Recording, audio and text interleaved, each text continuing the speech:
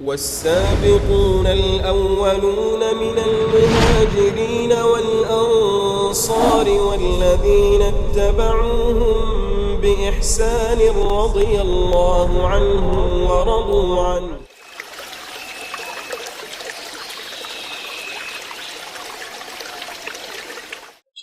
Bismillahirrahmanirrahim. Alhamdulillah.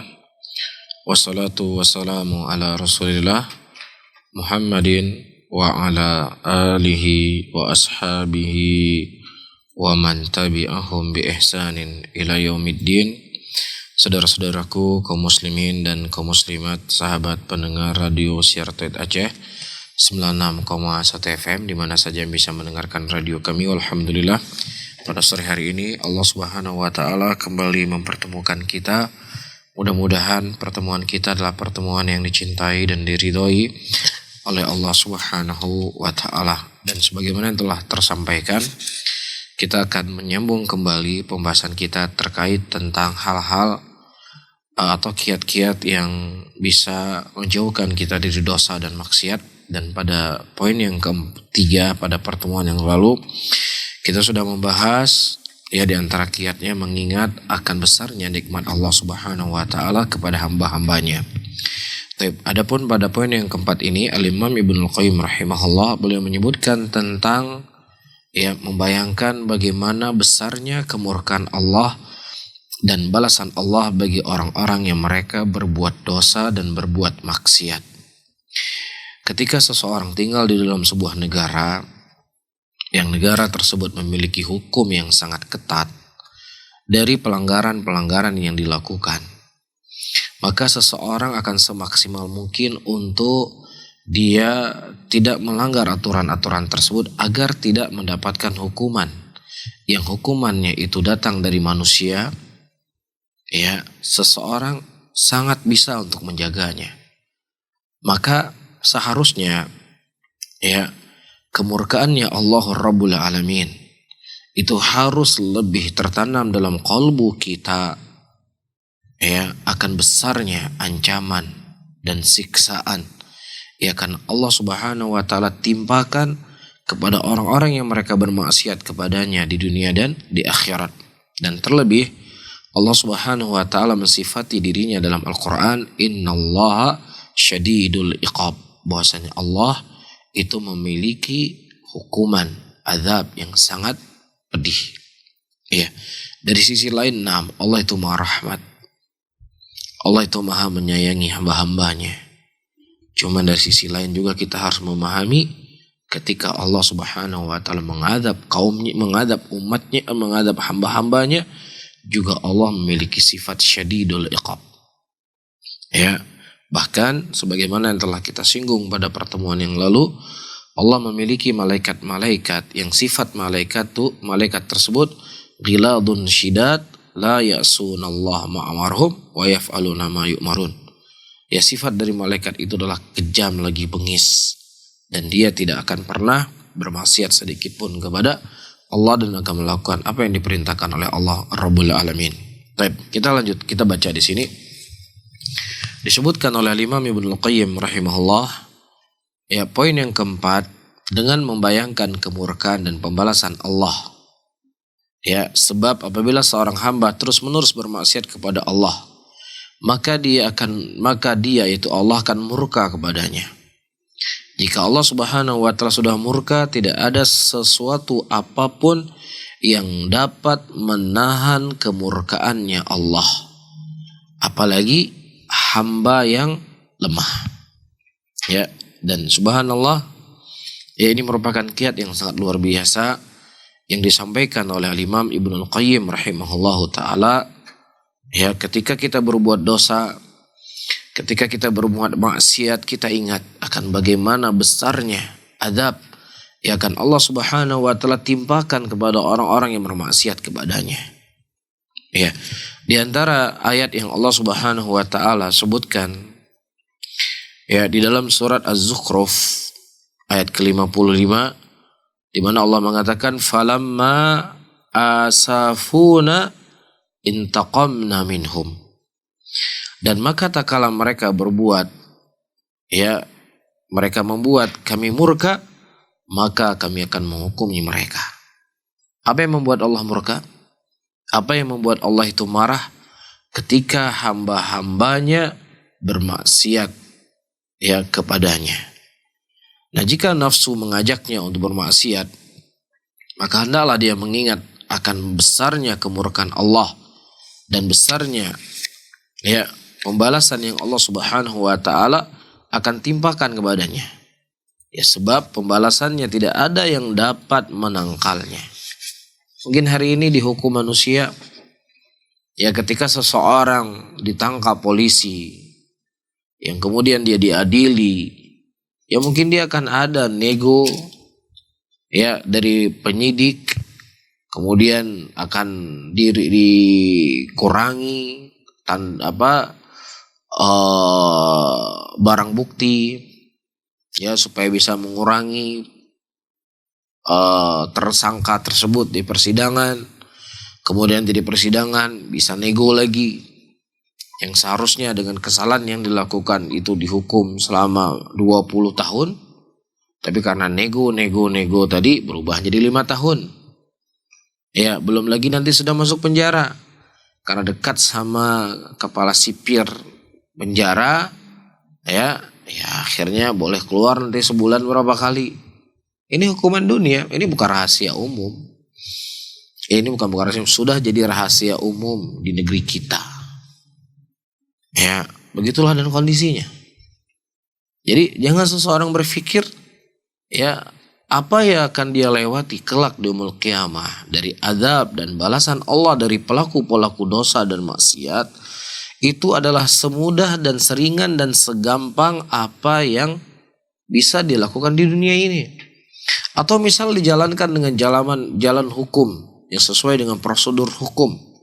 Nanti ada ya tanggal 17 Agustus ada remisi, pengurangan tahanan. Begitu juga nanti seperti corona kemarin tiba-tiba sudah dikeluarkan dari penjara.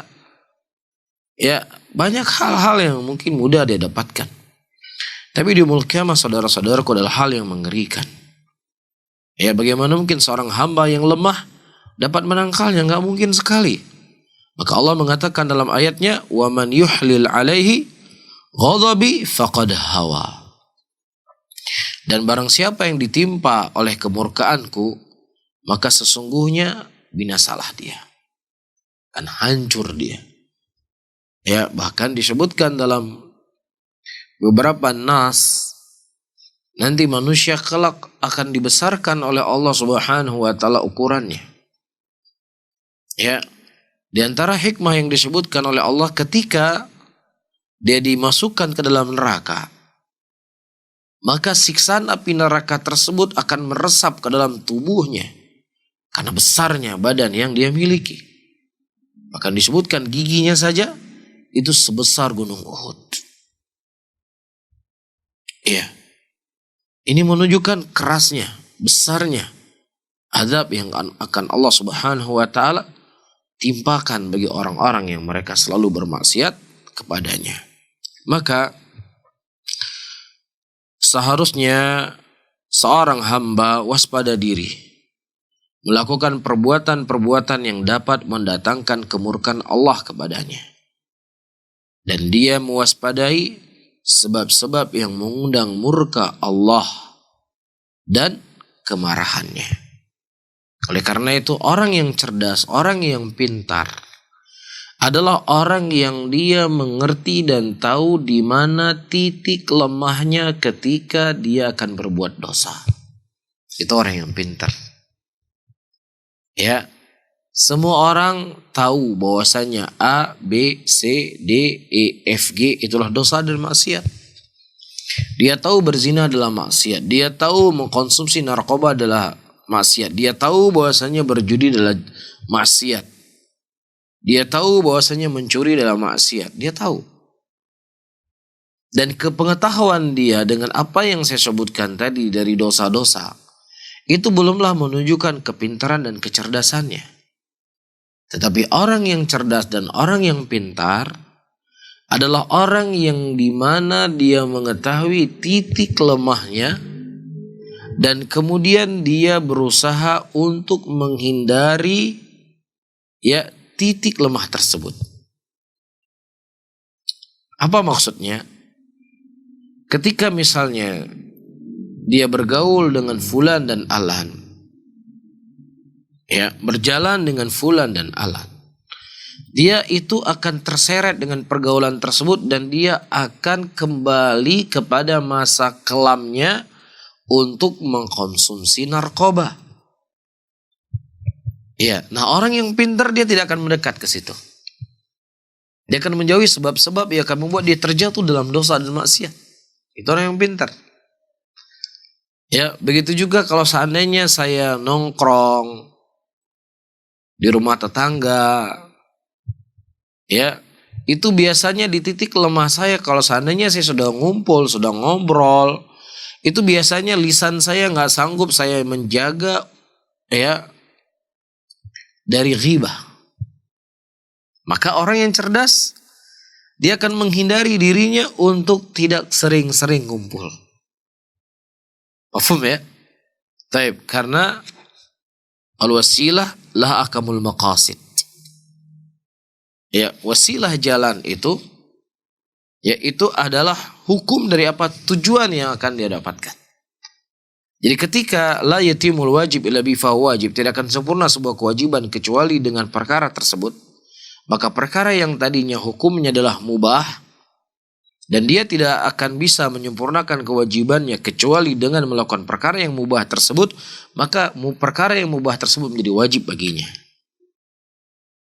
Misalnya seseorang bangun salat subuh, dia tidak akan mungkin bisa bangun dari salat subuh kecuali dengan memakai alarm. Maka membeli alarm yang tadi hukumnya adalah mubah, boleh. Dan tidak akan sempurna bangunnya dia dari tidurnya untuk salat subuh kecuali dengan membeli alarm, maka membeli alarm itu menjadi wajib. Tapi kalau seandainya misalnya alarm ternyata sudah dipasang 3, tidak bisa membangunkannya juga, tetapi dia membutuhkan seseorang untuk membangunkannya, mencokehnya, maka mencari seseorang tersebut menjadi teman tidurnya yang bisa membangunkannya adalah menjadi wajib. Ada orang dia mampu menahan syahwatnya. Secara hukum asal, hukum menikah baginya tidak sampai kepada wajib, tetapi pada tingkat sunnah, mustahab.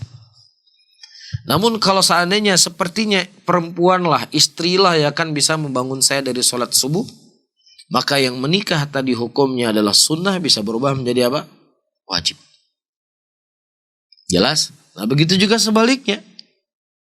Tidaklah seseorang ketika dia melakukan sesuatu perkara yang mubah, yang itu akan meninggalkan dari kewajiban, maka meninggalkan mubah itu adalah wajib. Seseorang dia misalnya nongkrong di warung kopi, ini di luar tersebarnya virus corona. Sah-sah saja dia misalnya duduk di warung kopi. Apalagi dia mau bicarakan tentang bicara yang positif, dia bicara agama, diskusi agama. Namun perkara yang mubah tadi, dengan dia maksudkan apa yang saya sebutkan tadi, tapi kalau dia berbicara ngaur ngidul, kata orang Jawa, itu hukumnya makruh. Sebagaimana hadis yang datang dari Nabi, Nabi SAW nom qoblal isya wal hadithu ba'daha.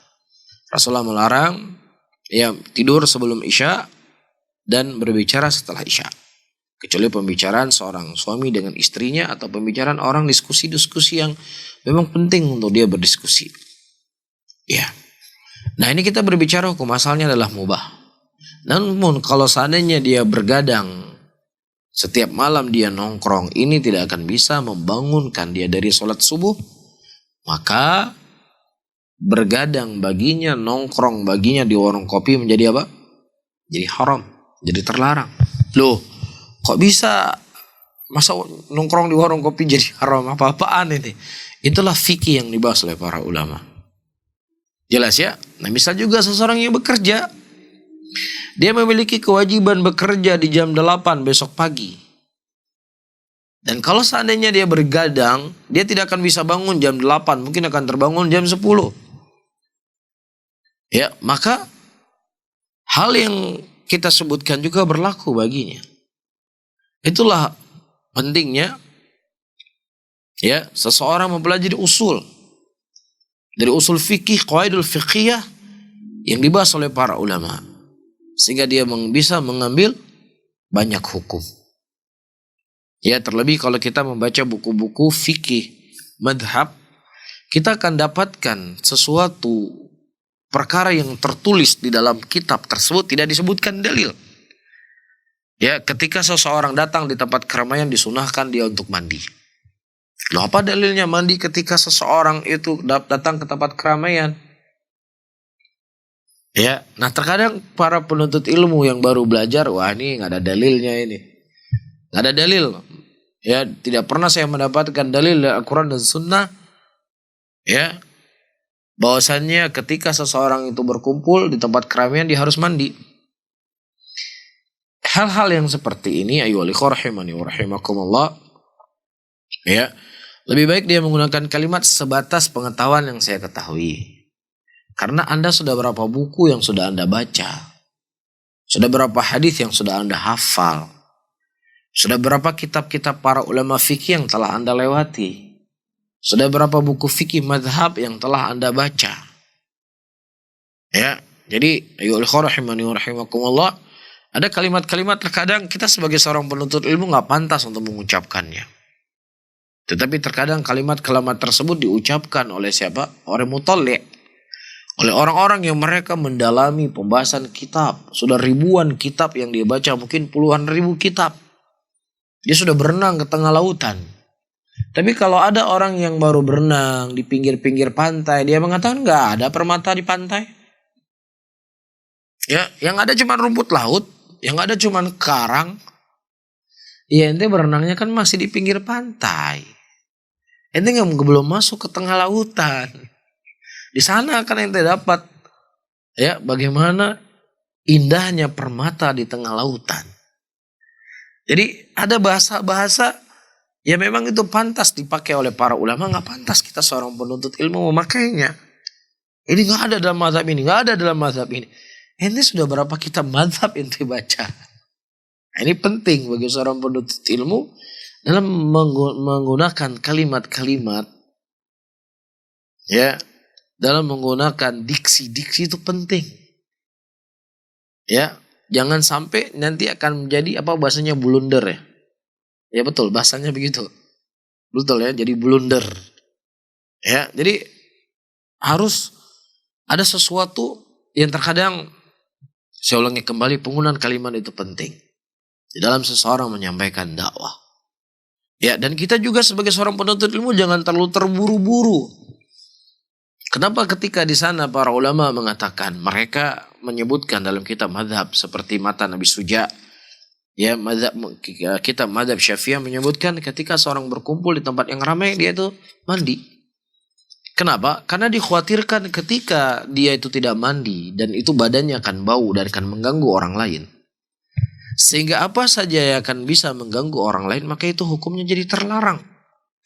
Maka hukum mandi yang tadinya adalah mubah baginya, namun untuk ketika dia berada di tempat-tempat keramaian dan akan mengganggu orang lain, ya, maka hukumnya menjadi apa?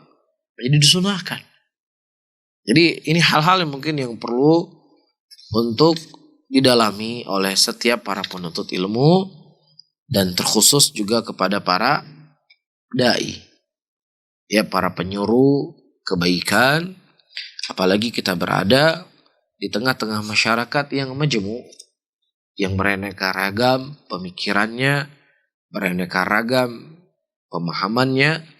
Jadi kita betul-betul harus bijak ya di dalam segala hal, yang tentunya itu tidak mengurangi dari sisi ya dari sisi tuntunan yang diajarkan oleh Nabi kita Muhammad sallallahu alaihi wasallam. Wallahu taala alam bisawab. Mungkin ini bisa saya sampaikan pada kajian kali ini. Mungkin ada sesuatu yang mau disampaikan atau ditanyakan. Ya, tentunya sebatas pengetahuan yang saya ketahui dan saya tidak dibebani oleh Allah apa yang saya tidak ketahui. Wallahu taala alam bissawab. Baik. Jazakumullah khairan Ustaz, kami ucapkan yang tentunya pada hari ini kita juga sudah membuka sesi tanya jawab. Jadi buat para pendengar yang ingin berkonsultasi atau ingin tanya jawab langsung bisa melalui SMS dan juga di WhatsApp dengan nomor 0852 1414 2314. Sekali lagi kita ulangi di 0852 1414 2314. Baik, untuk pertanyaan pertama, bismillah Ustadz, apakah ada dalil tentang sholat tasbih di bulan Ramadan? Biasanya sholat tasbih dilakukan di malam Jumat selalu. Bagaimana hukumnya Ustaz? Saudara-saudaraku muslimin dan muslimat yang dimuliakan oleh Allah, mengenai hadis tentang sholat tasbih, ya, hadisnya diperselisihkan oleh para ulama. Ada sebagian para ulama yang mereka mensahihkan hadis tentang sholat tasbih, dan ada sebagian ulama yang mereka mengatakan bahwasanya hadis yang datang tentang sholat tasbih itu tidak sahih. Dan siapa yang memandang akan sahihnya sholat tasbih tersebut, maka silakan dia mengamalkan. Dan yang mendhaifkan tentang sholat tasbih, jangan menyalahkan saudaranya yang mereka melakukan sholat tasbih, karena ada sebagian para ulama yang mensahihkannya. Dan khilafnya adalah khilaf yang mu'tabar di kalangan para ulama Islam. Ya, dan ini adalah perkara yang ma'ruf dalam mazhab Syafi'iyah. Di mana di dalam mazhab Syafi'iyah mereka mengatakan bahwasanya sholat tasbih itu merupakan perkara yang disunnahkan, dan itu merupakan perbuatan yang dicintai. Dan juga dalam mazhab Hanafiyah mereka mengatakan bahwasanya sholat tasbih juga itu disunahkan dan dilakukan setiap saatnya. Tidak ada sesuatu yang dibenci. Ya, dan juga dalam mazhab Malikiyah mereka mengatakan bahwasanya hadis tentang sholat tasbih itu tidak sahih dan juga tidaklah hasan. Ya, dan disebutkan dari Imam Tirmidzi rahimahullah, ya, bab at-tanbih ala dha'fihi.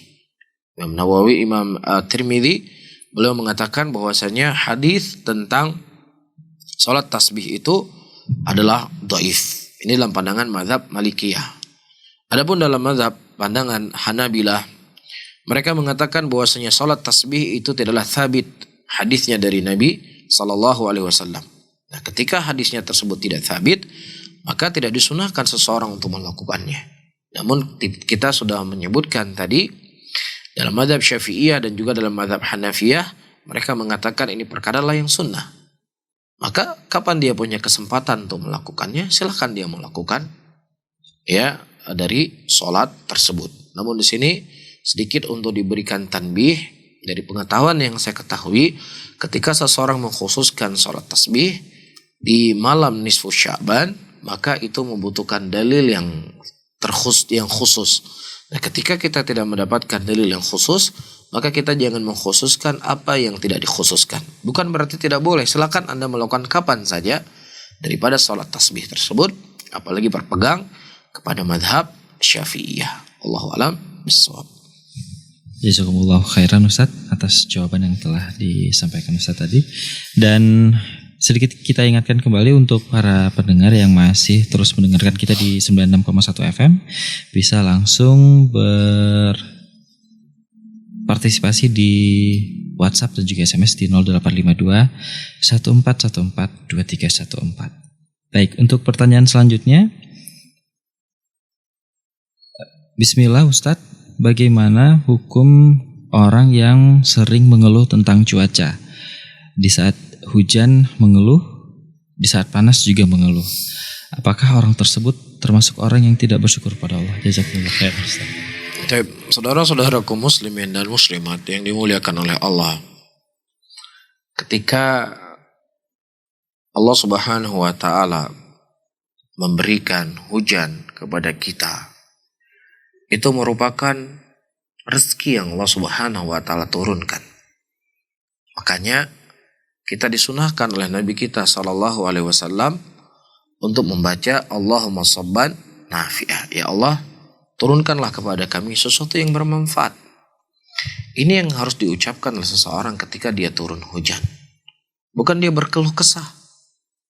Ya, bukan kemudian ya dia merasa sesuatu dalam kalbunya.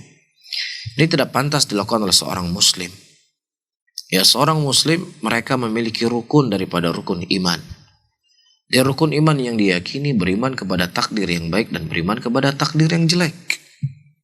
Ya, itu sesuatu yang harus selalu ditanamkan dalam kalbunya. Dan Allah Subhanahu wa taala ketika melakukan sesuatu, ketika berkehendak sesuatu, maka di dalamnya pasti ada hikmah yang sangat besar. Mungkin ada orang dia penjual es kelapa muda, jual es teler, jual teh dan lain sebagainya. Ya, apalagi di bulan Ramadan dia sudah memprediksi bahwasanya dagangnya akan meningkat sekian dan sekian persen. Qadarullah masyafal hujan. Yang omsetnya berkurang sampai 70%. Ingat ayyuhal hadirun wal hadirat yang dimuliakan oleh Allah. Allah menyebutkan sebuah ayat di dalam Al-Quran. Sesuatu yang artinya sesuatu yang menurut engkau itu baik, terkadang itulah jelek buat engkau. Dan sesuatu yang menurut engkau itu adalah jelek, tetapi itu baik buat engkau. Makanya Allah tutup, wallahu ya'lamu wa antum la ta'lamun. Allah Subhanahu wa taala mengetahui dan kalian tidak mengetahui. Nah, ini yang harus kita tanamkan dalam qalbu kita. Ya, tidak ada jaminan kalau seandainya tidak hujan hari ini. Ya, kita bisa berjualan. Bisa saja kalau seandainya kita tidak hujan, kita keluar dari rumah kita membawa becak atau membawa kendaraan kita yang isinya kelapa muda, tiba-tiba kita jatuh, terluka, patah kaki dan lain sebagainya. Siapa yang tahu? Tidak ada yang tahu. Cuman intinya seorang muslim harus dia tanamkan pada qalbunya apa saja yang Allah Subhanahu wa taala tetapkan, maka disitulah kebaikan. Jelas ya? Bisa saja kebaikan itu bisa dia petik pada waktu itu juga, atau dia bisa petik pada waktu yang lain. Ya, atau bisa disimpan oleh Allah nanti di yaumul qiyamah. Saya contohkan begini. Ketika seseorang membeli tiket pesawat, dia akan terbang pesawat hari ini. Schedule pesawatnya ya jam 5 sore. Qadarullah masyafa'al, jalanan macet. Sehingga ketika dia tiba di bandara, ya pesawatnya baru saja akan take off. Ya. Kemudian dia kecewa. Ya, sudah rugi sekian juta. Saya sudah ada meeting, saya akan ada kerjaan, saya akan begini dan begini. Tiba-tiba 1 jam setelah pesawat itu terbang, pesawat itu jatuh. Dan diinformasikan semua penumpang yang ada dalam pesawat meninggal. Di situ dia baru bersyukur. Allah Subhanahu wa taala telah menyelamatkan dirinya. Nah, itu sesuatu yang zahir, yang bisa dia lihat, yang biasa dia dengar, yang bisa dia tangkap. Tapi ada terkadang sesuatu itu tidak nampak oleh kita.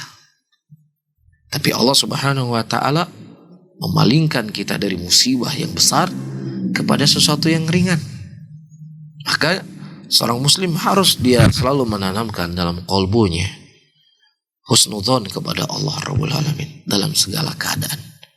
Maka dia cukup mengatakan apa yang Allah sebutkan dalam Al-Quran, alladzina idza asabathum musibatun qalu inna lillahi wa inna ilaihi rajiun.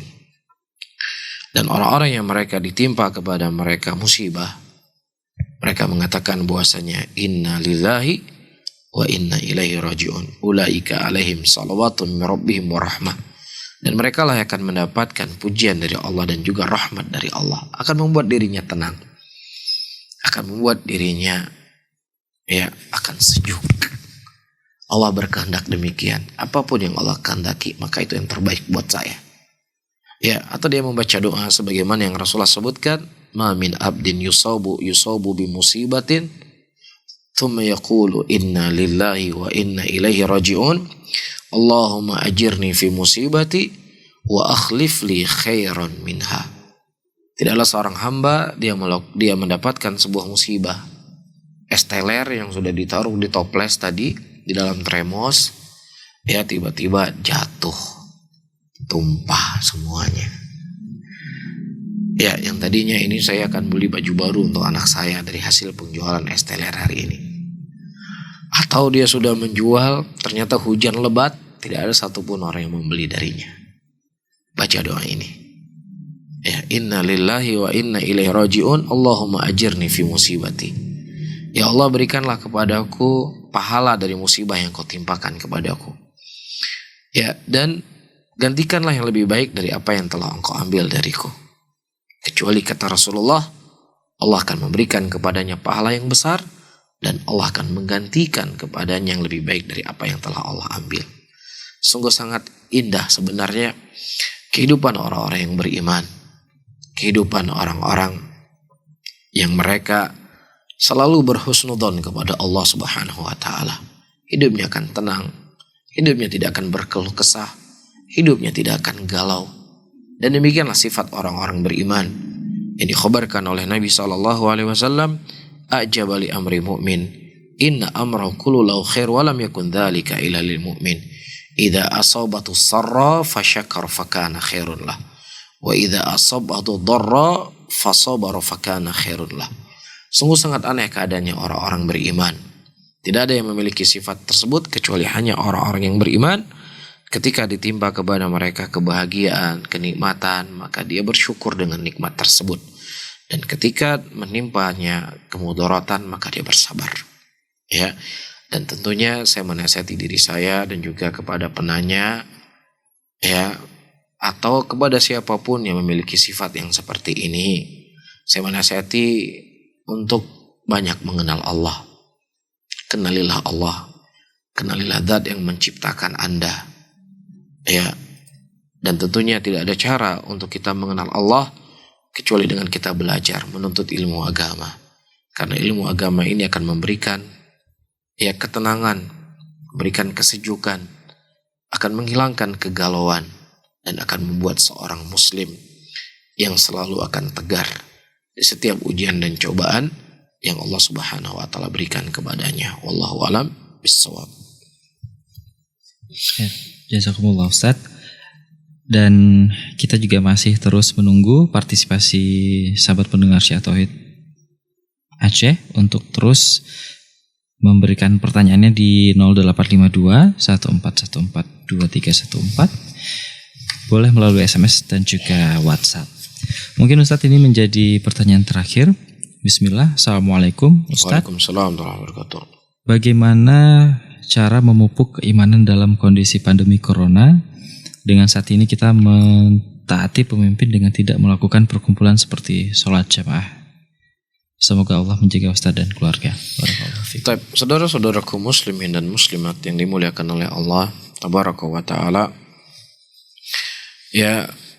Secara kaidah umum, seseorang meningkatkan keimanannya dengan dia menjalankan perintah Allah dan dengan dia menjauhi dari larangan Allah Subhanahu wa ta'ala.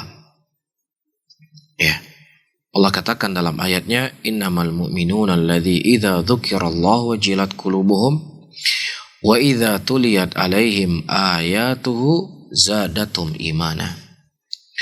Hanya saja orang-orang yang beriman ketika disebut nama Allah Subhanahu wa ta'ala akan bergetar kalbu mereka. Dan ketika dibacakan ayat-ayat Allah, maka bertambahlah iman mereka kepada Allah Rabbul Alamin. Ya, dari ayat ini para ulama menyebutkan bahwasannya iman itu akan naik dengan ketaatan. Dan pintu-pintu ketaatan itu sangatlah banyak. Ya, pintu ketaatan bukan hanya sholat berjamaah. Ya, banyak sekali pintu ketaatan. Dia membaca Al-Quran, baca Al-Quran tidak mesti harus di masjid. Dia harus mesti ketika dia berjamaah. Dia bisa baca Quran di rumah. Dia bisa berzikir di rumah. Jadi itu tidak sama sekali akan mengurangi dari kekhusyuan untuk dia beribadah di masa-masa pandemi seperti ini. Ya, banyak sekali jalan-jalan kebaikan, jalan-jalan ketaatan yang akan selalu memupuk keimanannya. Jelas di sini ya ikhwah? Ya. Namun kalau seandainya ini dimaksudkan bahwasanya kita ingin beriktikaf, perlu diketahui ayyuhal ikhwah rahimani wa rahimakumullah, kita ketahui bahwasannya ada anjuran itu yang bersifat wajib, ada yang anjuran itu bersifat adalah mustahab, ada anjuran yang terkadang cuman anjuran. Ya, kita ketahui ucapan Nabi kita SAW saja ada yang memang sifatnya adalah sebuah kewajiban dari anjuran beliau, ada anjuran beliau sifatnya adalah perkara yang mustahab, dan ada anjuran yang itu sifatnya adalah apa? Perkara yang afdoliyah. Ya, ini hal yang perlu untuk difahami oleh setiap penuntut ilmu, oleh setiap muslimin dan setiap muslimah. Ada hukum-hukum yang datang dari pemerintah kita, yang itu hukumnya adalah zat daripada perintah Allah dan Rasulnya itu sendiri. Maka wajib secara mutlak untuk ditaati. Apa misalnya pemerintah mewajibkan untuk kita sholat Jumat misal di masa-masa di luar pandemi corona. Ya, kepada masyarakat harus pergi sholat Jumat. Yang tidak sholat Jumat akan kena razia. Maka ini kewajiban mutlak yang harus kita taati. Pemerintah misalnya menganjurkan semua masyarakat membayar zakat. Ya, mereka adalah orang-orang yang wajib zakat. Maka semua orang harus membayar zakat. Wajib dia ikuti. Dan ada di sana anjuran-anjuran dari pemerintah yang tidak memiliki dalil dari Al-Quran dan Sunnah secara sharahah, tetapi didukung dari Al-Quran dan Sunnah itu sendiri.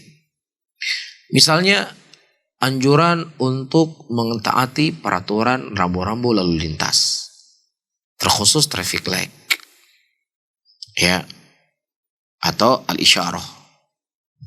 Nah, di sini kita tidak mendapatkan dalil satupun dari Al-Quran dan Sunnah. Berhentilah kamu di lampu merah, jangan kamu menerobos lampu merah, nggak ada. Tetapi bukan berarti Al-Quran dan Sunnah tidak mendukung. Ada kaidah-kaidah di sini. Nah, sekarang ketika seseorang berhenti lampu merah karena merahnya, ya, atau karena asbab yang muncul dari kejelekan tersebut. Ketika seseorang tidak berhenti lampu merah, akan terjadi kecelakaan, terjadi kemacetan, dan lain sebagainya. Jelas di sini. Nah, ketika ilah tersebut tidak ada, jam 12, jam 1 malam antum naik motor, kemudian lampu merah, antum berhenti. Oh, harus taat ini, berhenti lampu merah. Ya. Nah, di sini wallahu alam bissawab, ayyuhal ikhwah rahimani wa rahimakumullah wal hadirun wal hadirat, dengan kita berhenti lampu merah di jam 1 malam, justru terkadang akan memberikan mudarat untuk kita. Ya, ada orang-orang di sekeliling terkadang memang ingin mencari orang-orang yang berhenti dan lain sebagainya. Maka tinggal kita berhati-hati. Jadi kita mengikuti peraturan, ya, pemerintah di dalam mengikuti rambu-rambu lalu lintas itu bukan zat daripada lampu merahnya, tapi sebabnya. Nah, ketika sebabnya tidak ada, ilah yang membuat kita harus berhenti lampu merah sudah nggak ada. Jam 1 malam, siapa yang mau lewat kuntilanak lewat malam-malam? Kuntilanak tanda petik ya. Ya, maka kita jalan. Gak bisa, wah ente gak taat sama pemerintah, itu lampu merah. Jadi harus difahami. Ya, al-hukmu yaduru bil-ilah wujudan wa adaman. Bisa difahami? Jadi begitu juga dalam masalah-masalah anjuran-anjuran yang lainnya. Ya, ada anjuran-anjuran yang terkadang itu ayyuhal hadirun wal hadirat yang dimuliakan oleh Allah bisa berlaku di tempat A, terkadang ya tidak terjadi pada tempat B. Apa yang dikhawatirkan? Ya, cuman saya ingin membicarakan kaidah saja secara umum.